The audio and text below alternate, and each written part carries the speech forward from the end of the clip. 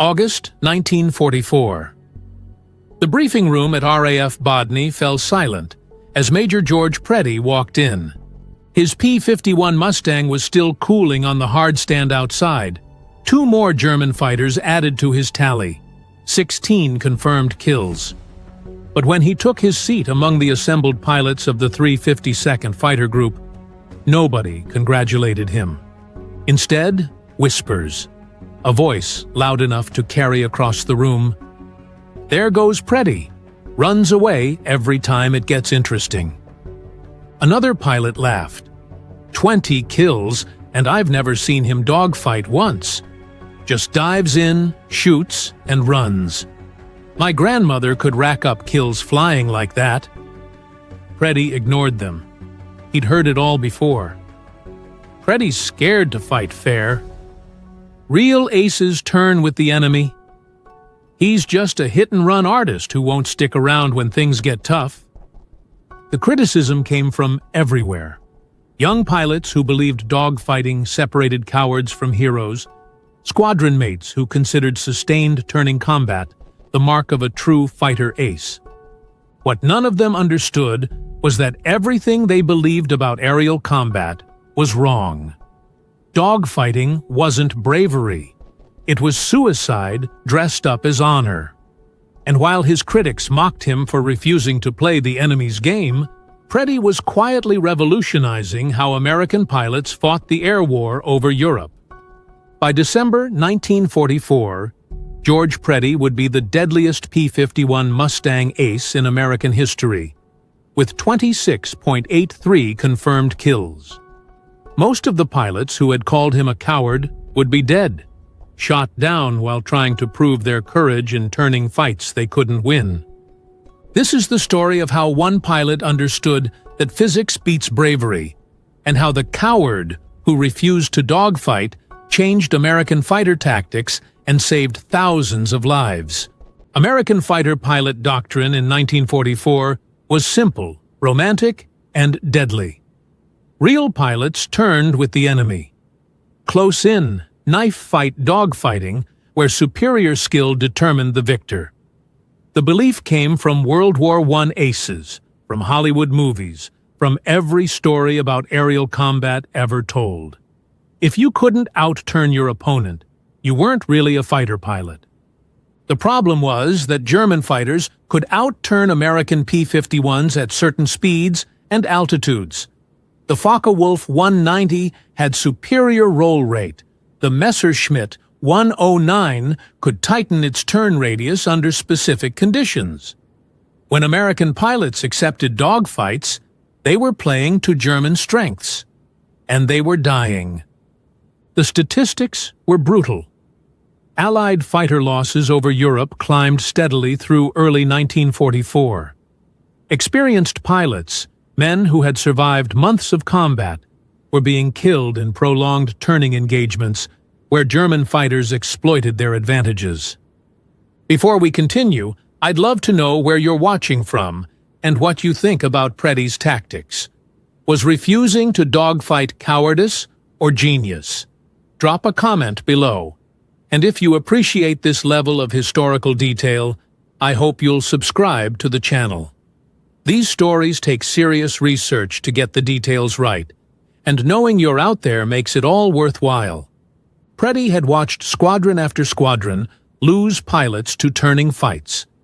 Good men, brave men, skilled pilots, all dead because they believed you had to fight fair. He saw the mathematics everyone else ignored.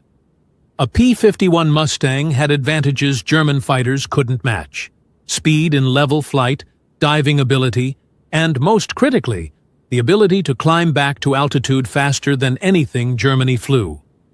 The question was whether to use those advantages or surrender them by accepting dogfights on the enemy's terms. Preddy's tactic was brutally simple. Start 5,000 feet above the enemy. Dive at full throttle. The P-51 could reach 500 miles per hour in a dive, faster than any German fighter could safely handle. Line up the shot during the descent. Fire one burst, 2 seconds maximum. Then use that diving speed to climb back to altitude before the enemy could react. Boom and zoom, pilots called it. Dive, shoot, climb away. Never turn with the enemy. Never stick around for a second pass if you missed. Never, ever accept a dogfight invitation. His squadron mates hated it. Where was the skill? Where was the courage? Any pilot could point his nose down and squeeze the trigger. Real aces stayed in the fight, turned with the enemy, proved their superiority through sustained combat. The mockery intensified as Preddy's kill count climbed. 5 victories in July, 4 more in August. Each one followed the same pattern. Altitude advantage, diving attack, immediate separation, no extended combat, no dramatic turning duels, just physics, geometry, and 2 seconds of accurate gunnery. Preddy's padding his score with easy kills. He's never been tested in real combat. The young lions of the 352nd Fighter Group wanted glory. Preddy wanted to survive long enough to go home. By September 1944, the mathematics of Preddy's approach became impossible to ignore.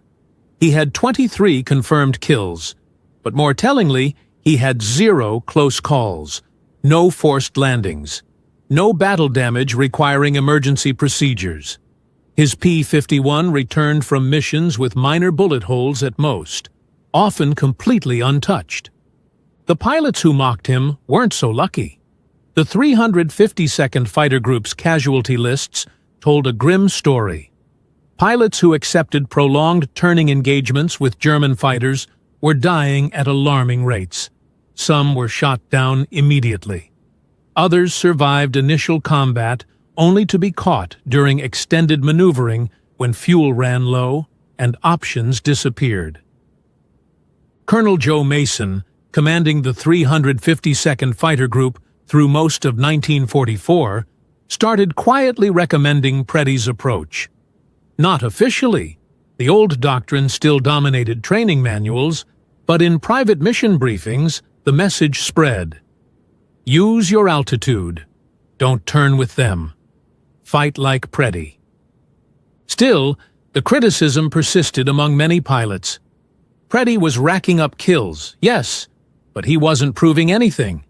Any pilot could survive if they ran away every time things got difficult. Real aces stood and fought. The breakthrough in understanding would come not from debating tactics, but from understanding the physics those tactics exploited. What Preddy understood, what his critics couldn't see, was energy management. It wasn't cowardice, it was physics. Every aircraft in the sky has 2 types of energy: kinetic energy from speed and potential energy from altitude. You can trade one for the other, dive to convert altitude into speed, climb to convert speed back into altitude.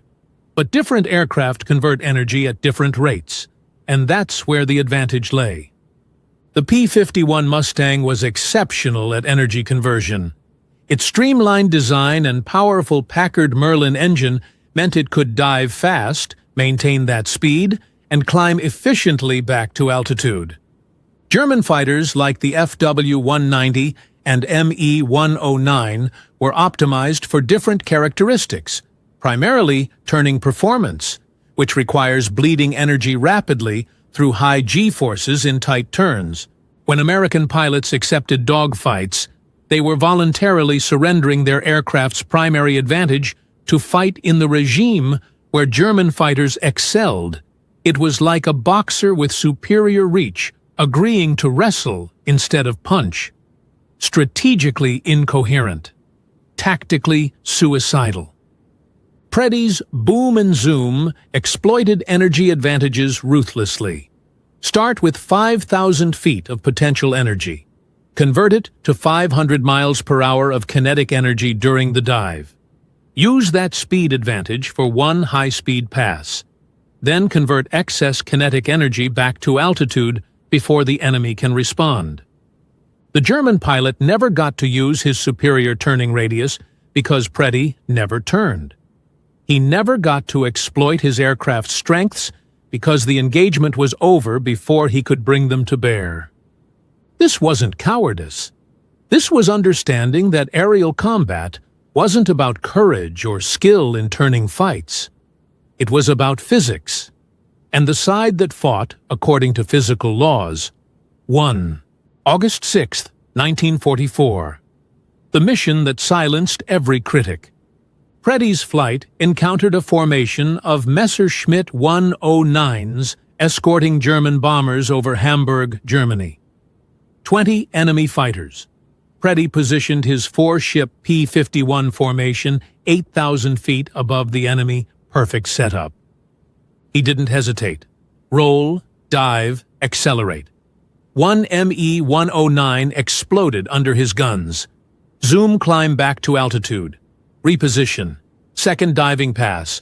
Another 109 trailing smoke and fire. His wingmen struggled to match his rapid altitude changes, climbing and diving with precision that seemed impossible. Third pass. Fourth pass. Fifth pass. The German formation was scattering, confused by attacks coming from above at speeds their aircraft couldn't match. Pilots who tried to turn and engage found Preddy already climbing away, converting his speed back to altitude before they could line up shots.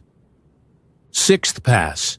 6 Messerschmitt 109s destroyed in 17 minutes of combat. Preddy never turned with a single enemy aircraft, never accepted a dogfight invitation, never deviated from energy management principles. The gun camera footage told the story when he returned to Bodny. Every kill followed identical geometry. Diving attack, 2-second burst, immediate zoom climb, methodical, precise, undeniable. 29 confirmed kills now. 0 close calls. The mockery stopped that day. By late 1944, the evidence had become overwhelming. Preddy's tactics weren't just keeping him alive, they were the most effective way to fight the air war over Europe. His survival rate combined with his kill count proved that energy management wasn't cowardice. It was the future of aerial combat. Colonel James D. Maiden, who assumed command of the 352nd Fighter Group in November 1944, made the approach official. New pilots arriving at Bodny received explicit instruction: use altitude advantage, execute diving attacks, never accept sustained turning combat with German fighters. The tactical bulletins spreading through 8th Air Force fighter groups were even more direct. Enemy fighters are optimized for turning combat. Do not engage on their terms.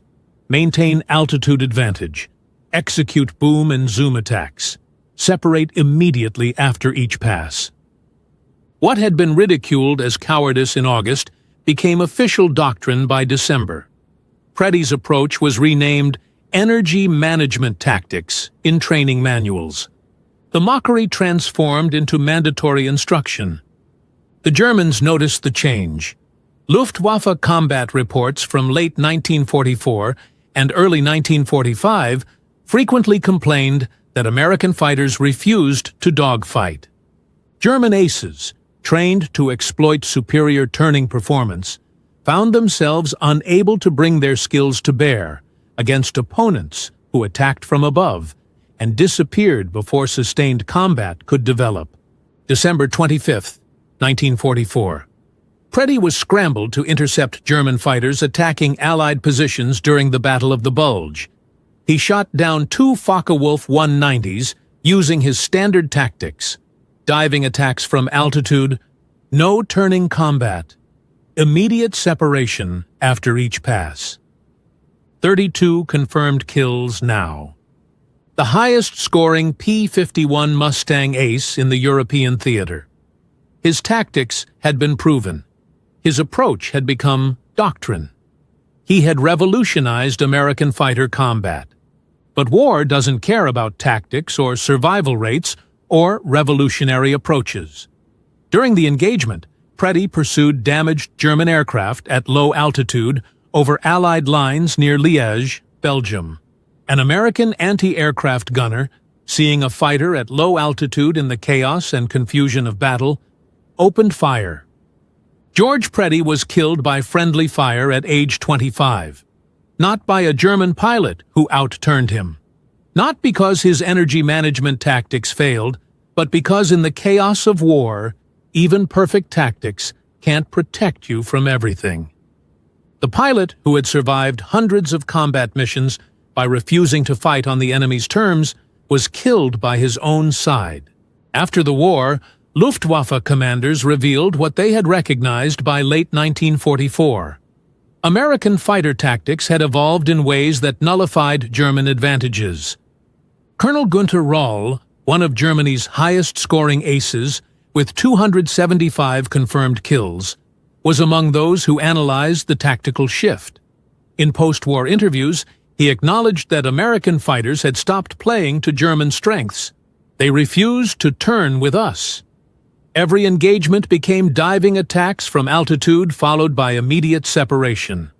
We could not bring them to sustained combat, where our training and aircraft performance advantages mattered. German fighter doctrine had been built on superior turning performance and pilot skill in close-in combat. When American pilots stopped accepting those terms of engagement, that entire tactical framework became irrelevant. German aces could outturn anyone in the sky, but they never got the chance. The irony was complete. The tactics that had been mocked as cowardice in 1944 had, by 1945, rendered German fighter tactics obsolete. Energy management principles, fighting in the vertical rather than the horizontal, maintaining speed and altitude rather than accepting turning combat, had changed the fundamental nature of aerial warfare. Today, every fighter pilot in every air force learns energy management as fundamental doctrine. The U.S. Air Force Weapons School teaches what was once called boom and zoom, now termed vertical maneuvering, as the foundation of modern air combat tactics. The F-22 Raptor and F-35 Lightning II, America's most advanced fighters, are designed around the same principle George Preddy understood in 1944. Altitude and energy advantages matter more than turning ability. Modern fighter doctrine explicitly instructs pilots to fight in the vertical, maintain altitude, use speed, avoid sustained turning combat that bleeds energy. George Preddy finished the war with 26.83 confirmed kills, the highest tally of any P-51 Mustang pilot in the European theater. The fractional kill resulted from a shared victory. More importantly, he proved that aerial combat isn't about courage in dogfights. It's about understanding physics and refusing to fight on the enemy's terms. The pilots who called him a coward didn't survive 1944. They died proving their bravery in turning fights they couldn't win. Preddy survived until friendly fire claimed him, because he understood that honoring fallen comrades doesn't mean dying like they did. It means surviving by fighting smarter. In the end, the coward who ran from every dogfight became America's deadliest Mustang ace and revolutionized fighter combat doctrine. Not despite his tactics, but because of them. Physics doesn't care about bravery, and in aerial warfare, the side that accepts that reality wins. One pilot's refusal to fight fair changed how every fighter pilot in the world approaches combat. That's George Preddy's legacy, proving that surviving to fight another day isn't cowardice. It's victory.